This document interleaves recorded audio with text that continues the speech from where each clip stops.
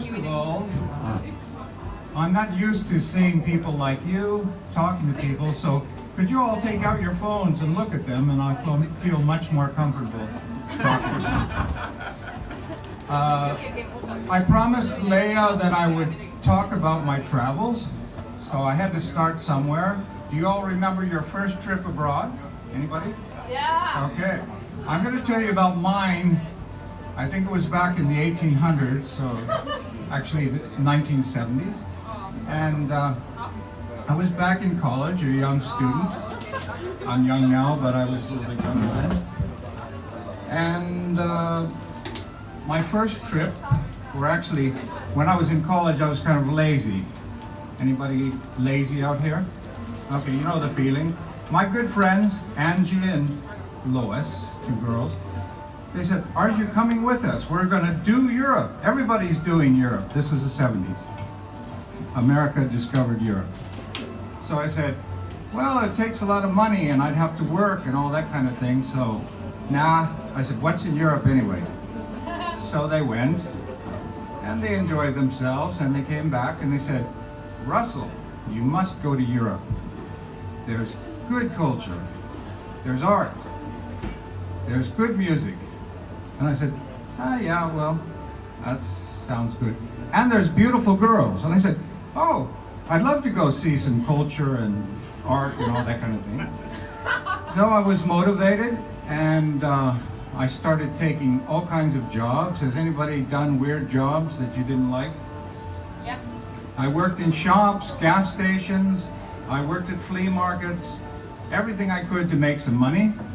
And my parents were so impressed that I finally got off my ass a little bit and did something. They said they were going to give me as much money as I made, they were going to double it. So, I prepared for this trip. This was going to be the trip of a lifetime, 44 days in Europe. I had a Eurail pass, I had a student card, I had a youth hostel pass. I was ready to go. I got a charter flight. It was the cheapest flight possible. I joined the Hollywood Soccer Club, even though I had never seen a game of soccer at that time. I was a member, so I could get this cheap flight. I was all excited talking to people on the plane, telling them what I was going to do. We landed. I got out, had my backpack ready for 44 days. I walked around London for 3 hours, and I thought, what am I going to do with myself? I have no idea what to do. I was really desperate, and I thought, I want to go back home. But I couldn't go back home because I had to be there 44 days. And if I did go back home, I could never talk to my friends again after I told them what a wonderful time I was going to have. So I thought, I'm going to stay here 44 days no matter how miserable this is, and go back and I'll tell good stories about what it's like. Well, anyway, I jumped on a hoverloid, which is a craft to go across the channel, and started talking to some Irish people.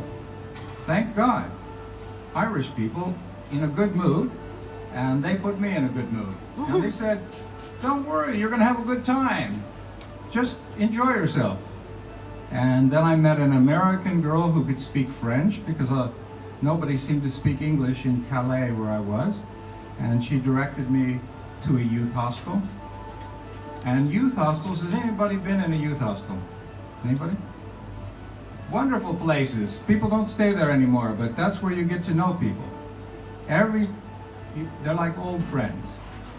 So I started enjoying myself. I went to youth hostels. I met people.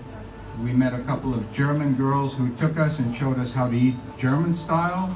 We had no idea what we were eating or what it was. They explained it. I can't see very well, so I'm doing this. I went on the train, and as I was going along, I got talking with people. And sometimes I would stay in a youth hostel. Sometimes I'd stay in a park with a bunch of young people with our backpacks. And the police at that time maybe they were nicer than they were now. In Belgium, I remember they came in the morning, and I thought, uh-oh, we're in trouble now. And they said, good morning, everybody. Greetings from the police. It's time to wake up and see the city. So it was a good attitude back then. And I'll mention a couple of things we did.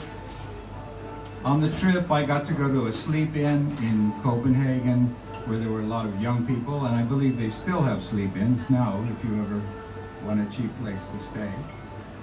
And I went, I gotta read this because I can't remember anything. Some of the countries I got to, if you're from this country, you could say anybody from Holland, Netherlands? You, okay. Love the place. Got to stay with a Dutch family, and at that time, the parents never spoke English. The kids spoke English.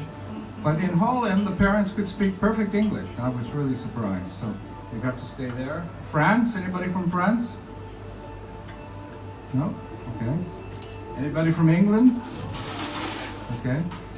Well, as I said, I had a quick trip to England, and on the way back, before I went one day too early, and a gentleman in England said, if you haven't gone pub hopping, or whatever he called it, pub crawling or something like that, he said, now is your chance. I didn't even know the guy.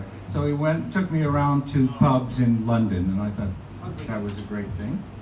And some of the other experiences I had were, if I can see this, Denmark. I told you about Denmark, and Sweden. I went to the north of Sweden and met two crazy Swedish prospectors who took me around and showed me places. So the main thing was, we went around, we met people, we enjoyed ourselves. We went to museums, and none of us had a clue what we were seeing, but among us we could tell good stories about, oh yeah, that art, you could see the devil there, and there's an angel, and such. So we had a good time.